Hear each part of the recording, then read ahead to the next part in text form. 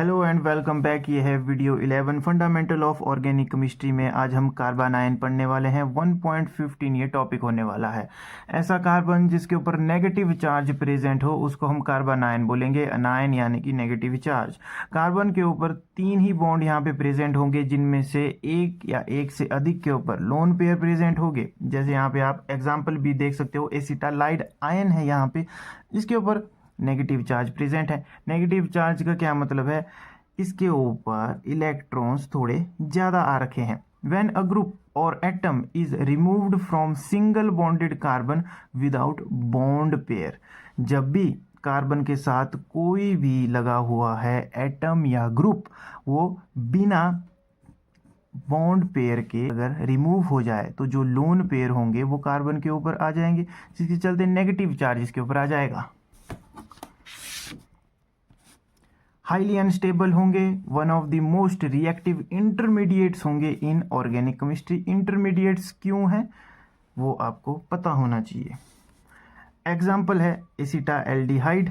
यहाँ पे हाइड्रोक्साइड आया जिसने H को अपने साथ बॉन्ड किया और यहाँ से जो 2 लोन पेयर्स थे वो कार्बन के ऊपर चले गए।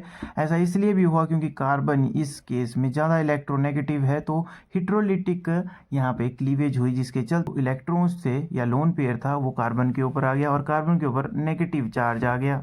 एल्डिहाइड, कीटोन और एस्टर, इन्हीं में ये ज़्यादातर फिनोमेना देखा जाता है। और ये जो कार्बन आयन होते हैं इनकी हाई टेंडेंसी होती है to donate the lone pair cause the high reactivity of carbanion. Carbanion बहुत ही ज़्यादा रिएक्टिव होते हैं due to their lone pair. अगर हम इसके फॉर्मेशन की बात करें तो सबसे पहली फॉर्मेशन होगी तब जब डिसोसिएशन ऑफ अ मॉलिक्यूल होगा, जो हमने ऊपर भी पढ़ लिया। जब भी एक मॉलिक्यूल की डिसोसिएशन होगी इन विच एन एटम और ग्रुप सिंगली अटैच, ठीक है, सिंगली अटैच होगा कार्बन के साथ to carbon leave its without the electron pair, और वो ग्रुप या इलेक्ट्रॉन लीव कर देता है विदाउट इसके इलेक्ट्रॉन पेयर के, तो वो इलेक्ट्रॉन पेयर कार्बन के ऊपर आ जाएगा, जिसके चलते हमारे को कार्बन आयन देखने को मिलेगा। एग्जाम्पल भी है यहाँ पे, तो यहाँ पे भी सेम ही केस हुआ। हाइड्रोजन जो है रिमूव हो गई और जो यहाँ के दोनों इलेक्ट्रॉन्स थे या लोन पेयर था वो कार्बन के ऊपर आ गया, जिसके चलते ये कार्बन आयन बन गया। The leaving group is a proton and hence a base is required to facilitate the process. Thus, the formation of a carbon ion is an acid-base reaction. अगर इसको हम एसिड माने तो इसको हम बेस भी मान सकते हैं, और इसी को हम एसिड बेस रिएक्शन बोलते हैं। पहला केस है जब कार्बोनिल ग्रुप होगा या साइनो या नाइट्रो ग्रुप होगा on carbon carrying hydrogen makes the hydrogen more acidic easily removable. यहाँ पे आप देख सकते हो कार्बोनिल ग्रुप है, जब इसके साथ हाइड्रोक्साइड को हमने डाला तब हमारे को क्या हुआ, यहाँ पे 9 फॉर्म हो गया, वाटर की भी फॉर्मेशन हो गई। नाइट्रो ग्रुप है और इनकी जो एसिडिटी होती है वो थोड़ी ज़्यादा होती है।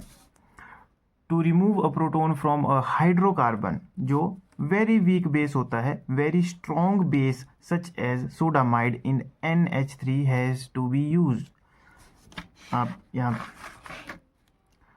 यहाँ पे देख सकते हो लिक्विड NH3 के अंदर स्ट्रॉन्ग बेस को यूज़ किया गया ताकि हमारे को एक कार्बन आयन मिल जाए। फिर हमारे को सेकंड केस देखने को मिलता है जहाँ पे ट्राइफिनाइल मीथेन जो है जनरेट करती है कार्बन आयन वेरी इजीली इन बेस।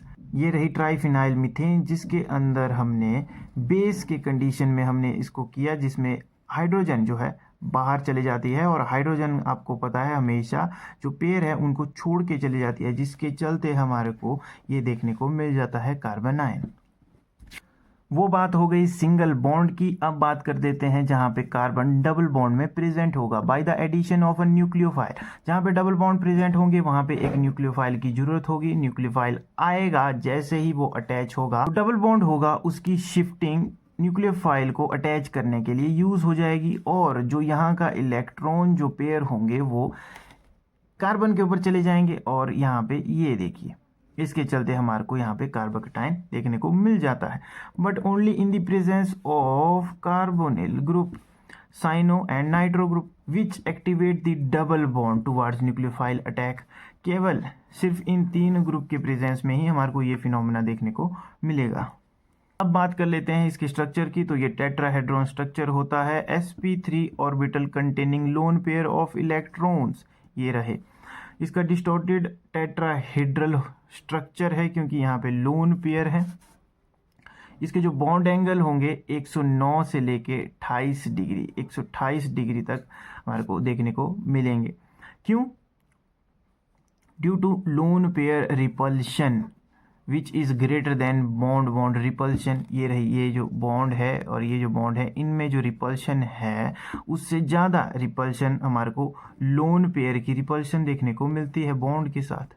ठीक है, तो उसी के चलते यहाँ पे ये जो बॉन्ड एंगल है वो इतना वेरी किया है। अब यहाँ पे एक केस है कि जो कार्बन आयन है having lone pair of electron in conjugation with multiple bond then it has a planar structure. ये आपको स्ट्रक्चर के बिहेवियर को समझने में आएगी, आप यहाँ पे देख सकते हो। अब बात कर लेते हैं क्लासिफिकेशन ऑफ कार्बन आयन की। जो क्लासिफिकेशन है वो वही है कि कार्बन की तरह ही इसकी क्लासिफिकेशन होगी। अगर 3 R ग्रुप के साथ है तो टर्शरी, 2 के साथ है तो सेकेंडरी और 1 के साथ है तो प्राइमरी, और जहाँ पे कोई भी R ग्रुप नहीं है उसको हम मिथाइल कार्बन आयन बोलेंगे। ऑर्डर अगर हम स्टेबिलिटी की बात करें तो जो कार्बोकैटायन की थी उससे ये अपोजिट है। जहाँ पे R ग्रुप प्रेजेंट होंगे वो लोएस्ट लो स्टेबिलिटी के होंगे, और जहाँ पे R ग्रुप अगर प्रेजेंट होगा ही नहीं तो वो मोस्ट स्टेबल हमारे पास स्ट्रक्चर होगा। ऐसा क्यों, उसको हम एक्सप्लेनेशन में पढ़ लेते हैं।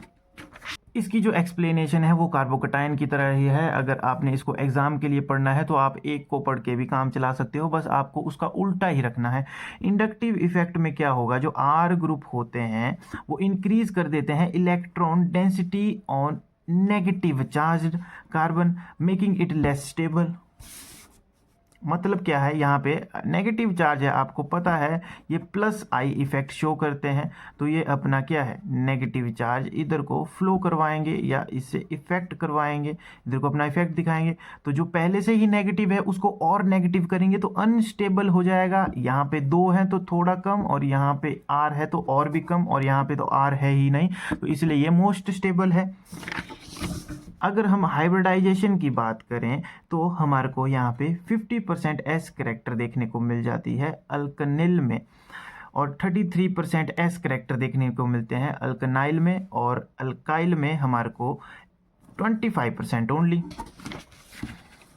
अब यहाँ पे बोला गया है कि it may noted that hybridisation orbital having greater character having relative more electronegativity than orbital having lesser s character, यानी कि more electronegativity more accommodation of negative charge, जिसके चलते अल्कनिल जो है इज मोस्ट स्टेबल, क्योंकि इसके पास ज़्यादा एस करेक्टर हैं, यानी कि ये ज़्यादा इलेक्ट्रोनेगेटिव है। ज़्यादा इलेक्ट्रोनेगेटिव है तो अपनी तरफ क्या है, इस नेगेटिव चार्ज को खींचेंगी, तो उसके चलते यहाँ पे स्टेबिलिटी हमारे को देखने को मिलती है बाय हाइब्रिडाइजेशन।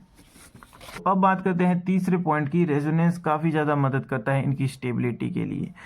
कार्बोकैटायन और कार्बो अनायन दोनों के अंदर रेजोनेंस होती है, और वो उसके चलते इनमें एक्स्ट्रा स्टेबिलिटी हमारे को देखने को मिलती है, जिसके चलते क्या होगा, डिस्पर्जल होगा पॉजिटिव चार्ज का भी और नेगेटिव चार्ज का भी। जैसे अलाइल कार्बन आयन के अंदर अगर हम देखें तो जो नेगेटिव चार्ज है वो 2 कंडीशन में इधर उधर हो रहा है, 2 कंट्रीब्यूटिंग स्ट्रक्चर में हमारे को डिस्पर्जल देखने को मिल रहा है। वहीं अगर हम बेंजाइल कार्बन आयन के अंदर देखें तो हमारे को यहाँ पे 5 स्ट्रक्चर देखने को मिलती है, जिसके अंदर ये जो नेगेटिव चार्ज है कंटिन्यू फ्लो कर रहा है, जिसके चलते डिस्पर्जल होगा। और वही बात यहाँ पे भी आ जाती है कि जहाँ पे 2 फिनाइल ग्रुप होंगे वो थोड़ा कम स्टेबल होगा, 3 फिनाइल ग्रुप होंगे तो ज़्यादा स्टेबल होगा, क्योंकि एक फिनाइल ग्रुप के चलते 5 स्ट्रक्चर बनते हैं। जब 2 होंगे तो ज़्यादा स्टेबिलिटी होगी, और जब 3 होंगे तो हाईर स्टेबिलिटी होगी। क्यों? क्योंकि डिस्पर्जल होगा नेगेटिव चार्ज का। डिस्पर्जल मतलब कभी यहाँ कभी यहाँ कभी यहाँ कभी यहाँ, मतलब एक जगह पे रहकर ये अनस्टेबल नहीं होगा, बार बार घूमता रहेगा, जिसके चलते स्टेबिलिटी हमारे को देखने को मिलती है। तो होपफुली आपको कार्बन आयन समझ आए होंगे। आपकी बुक में सिर्फ इतना ही है, तो आप इतना ही पढ़ के एग्ज़ाम दे सकते हो और वीडियोस को भी चेकआउट कर सकते हो, प्लेलिस्ट के अंदर है। तब तक के लिए बाय बाय।